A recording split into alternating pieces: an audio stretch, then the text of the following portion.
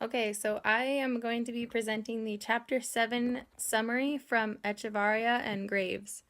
This chapter is about differentiation for English language learners of varying ability levels. The chapter starts out by talking about how important it is to demonstrate sensitivity to cultural and linguistic diversity. One way the chapter says you can do this is by giving students instruction in both their native language and English. Next, the chapter talks about building background and building academic proficiency. Building background means doing things like brainstorming or watching videos to find out what students already know about the topics and help them learn more. Building academic proficiency means that the teacher makes sure they know what the goal of the lesson is by planning and learning about a topic. The next section of the chapter talks about academic proficiency skills. This means having students learn skills that will help them in school, like talking, writing, and studying. One way teachers can differentiate this is by asking students to regularly demonstrate the correct use of these skills. We also have to provide language development opportunities. This means that we have to differentiate for different language abilities. For example, when students are just starting to learn English, teachers can ask simple questions that require one-word answers. As the students advance, the teacher might ask them to do something like silent read or do a report. Teachers must also develop academic vocabulary in ELL students. They can do this by having short segments of class be devoted to direct vocabulary instruction. Along with this, teachers can develop discipline-specific vocabulary by demonstrating word meanings. The example the book uses is sort, where the teacher is demonstrating sort by sorting different types of shoes. The final part of this chapter talks about modifications. Teachers can modify lesson plans using graphics, audio, video, etc. to help ELL students across the curriculum. Teachers can also modify assignments. An example of this would be asking students to draw rather than write. Teachers should also accommodate for ELL students to help them prepare for more advanced learning. This includes helping with study skills like using resource guides or highlighting main points. Hi, so I'm going to be doing the demonstration for one of the methods in Chapter 7 that Echeverria and Graves illustrated for differentiated instruction. Before I get started, I want to just quickly go over the other ones that were mentioned. Demonstrate sensitivity to cultural and linguistic diversity, providing adequate background knowledge, building academic proficiency, providing language development opportunities, and the one that I will be focusing on is modifying lesson plans and the text. And modifying lesson plans and the text is also subdivided into adding graphic depictions, outline the text, review the text, use audio tapes, provide live demonstrations, and use alternative books. So I wanted to focus on provide live demonstration because I think that's one of the best ways that kids can see when it's something tangible and it's something that can benefit all the kids. And the best for me is to relate it to something personal. So Echeverria and Graves talked about providing live demonstration, bringing in some objects.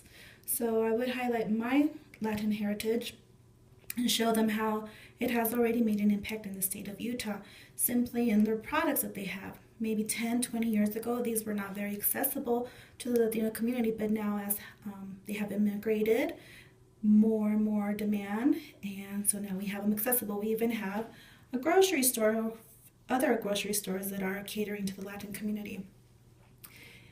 As well as the packaging, you'll see that it's not only in English, but it's in Spanish, and it's items that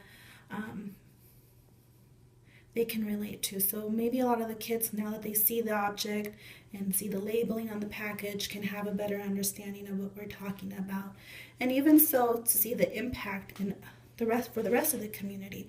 Here we have coupons from a Del Taco. Now it's not traditionally something Latin, but it has that Latin influence. I would not only use these objects just for them to see something, but to get a label on them. All children across the different language proficiencies can benefit from this. It's something tangible, it's something they can use, something that can enhance the concept, give them an example of what we're looking for in the lesson so they can better meet the standard and the content standard and the language standard. Before I conclude, I wanted to highlight another aspect that Echeverria and Graves mentioned for the live demonstrations. And what better way than have a live demonstration than to invite one of the family members from our community or from the classroom to come and share their story of how they immigrated to the country, or how somebody in their family immigrated to the country and how that has impacted their family or the community as well. Another resource that they could use are videos, and Scholastic has a great link, which I show here, where they can read and see videos of children who have come from different parts of the world and see how they're living here, how they're adapting, and how their cultures are making an impact already.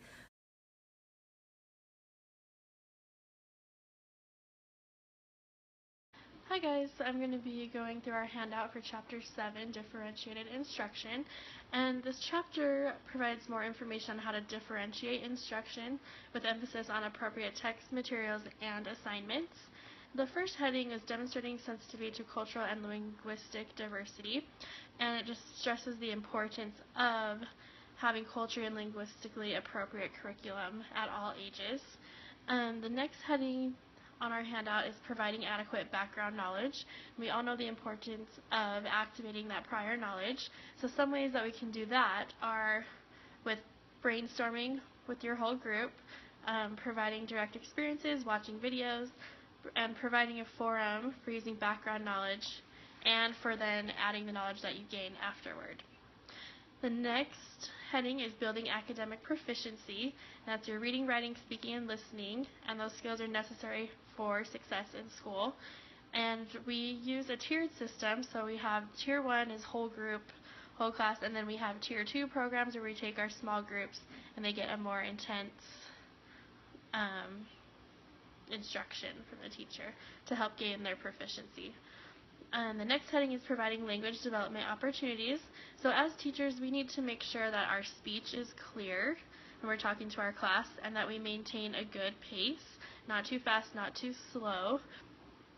And then we want to repeat important details as necessary to ensure that all students have an opportunity, to participate and to have their participation be at their proficiency level.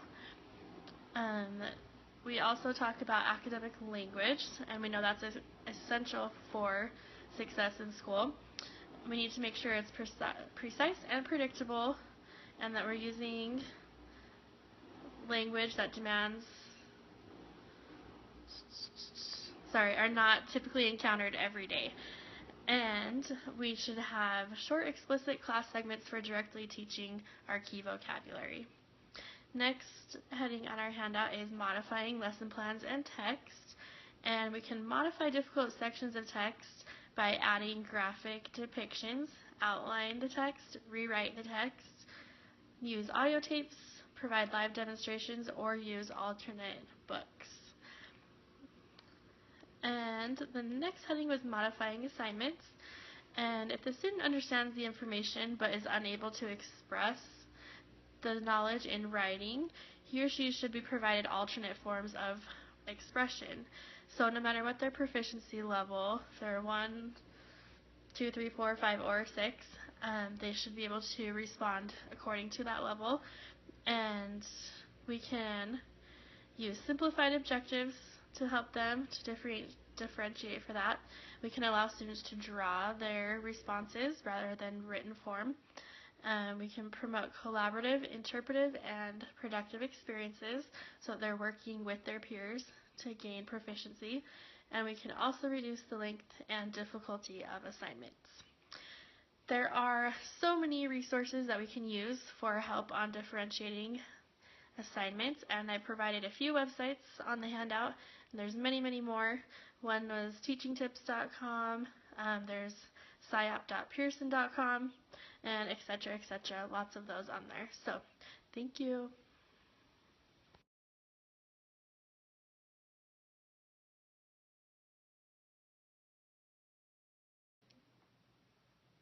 Here are our discussion questions. Question number 1. On page 124, they give an example of talking about how diverse the United States was during the Revolutionary War as a way to be sensitive to our culturally and linguistically diverse students. What do you do in your classroom to make your diverse students feel appreciated and comfortable in your classroom?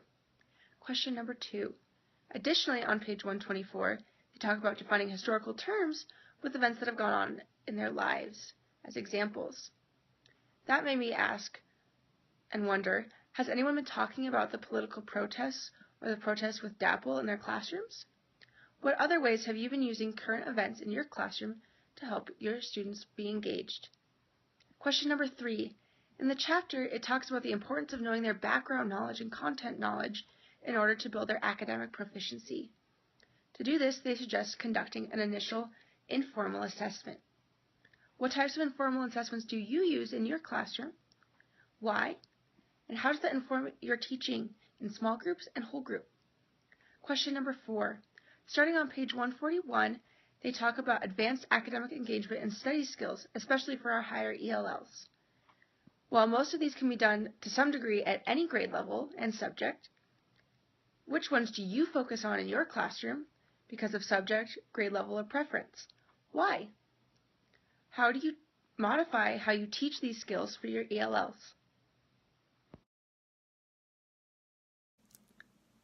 Thank you for watching our presentation featuring information from Chapter 7, Differentiated Instruction, from the book Sheltered Content Instruction by Jane Echevarria and Anne Graves. As you remember, Tommy started us off with a summary of the chapter, including instruction in native language, building background, building academic proficiency skills, especially with vocabulary, and modifications. Then Stephanie guided us in an activity demonstration where she used the Emily lesson plan that we've been using in previous modules and focused on modifying lesson plans and text by including live demonstrations with realia, guest speakers, and videos. Third, Brandy led us through our handout describing the important techniques and key components for differentiated instruction. Last, I explained our discussion questions. We look forward to seeing your responses in the discussion board.